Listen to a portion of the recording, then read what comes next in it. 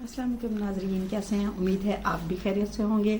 آج ہم جس موضوع پہ بات کریں گے وہ ہے جناب ایئر مارشل جناب ظہیر احمد بابر صاحب۔ کیسے انہوں نے ایسا درد دیا ہے نا انڈیا کو، جو انڈیا والوں کی نسلیں یاد رکھیں گی۔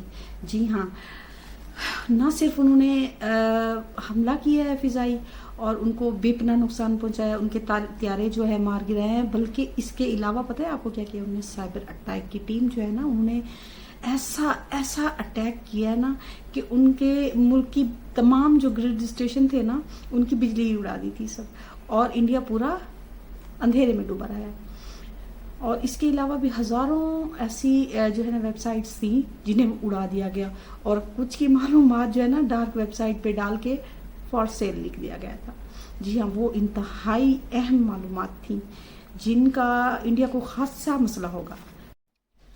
آپ کو پتہ ہے کہ انڈیا والوں کو مسئلہ کیسے ہوگا؟ مسئلہ ایسے ہوگا کہ یہ جو دور ہے نا، اب اس دور میں تو ظاہر ہے یہ نیٹ کا زمانہ ہے، ہر چیز جو ہے کمپیوٹرائز ہو گئی ہے۔ اسی وجہ سے نا ان کی جو نظام تھا بجلی کا، ملٹری کے جو کمیونیکیشن سسٹم تھا وہ، اس کے علاوہ بینکوں کا نظام، اس کی کمپنیوں کے نظام، وہ سب کچھ جتنا بھی ڈیٹا ہوتا ہے نا، وہ سارا کا سارا پاکستانی ہیکر نے اڑا کے رکھ دیا۔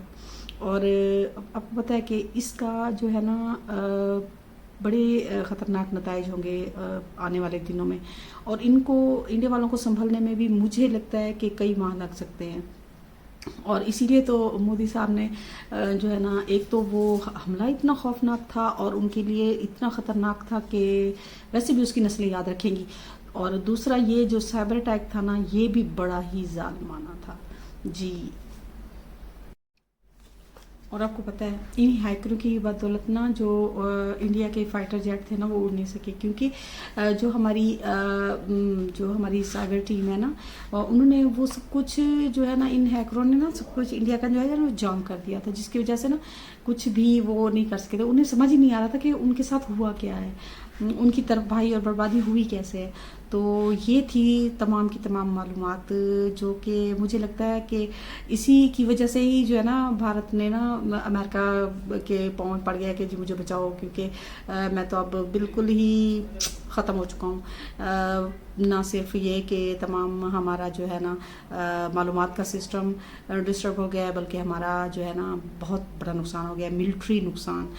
ابھی تو پاکستان نے رعایت کر دی ہے، اگر پھر کبھی پنگا لیا نا، اور سوچ رہے ہو نا جو دوبارہ، لیکن ایسا ہوگا نہیں، پنگا نہیں لے سکو گے، مارے جاؤ گے، بے موت مارے جاؤ گے۔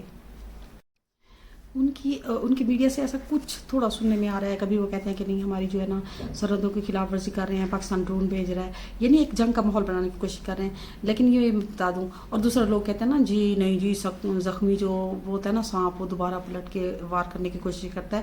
تو مجھے نہیں لگتا، مجھے بالکل نہیں لگتا، کیونکہ مودی کی سرکار کا جو اشر ہوا ہے نا، دوبارہ وہ اٹھنے کے قابل نہیں ہے۔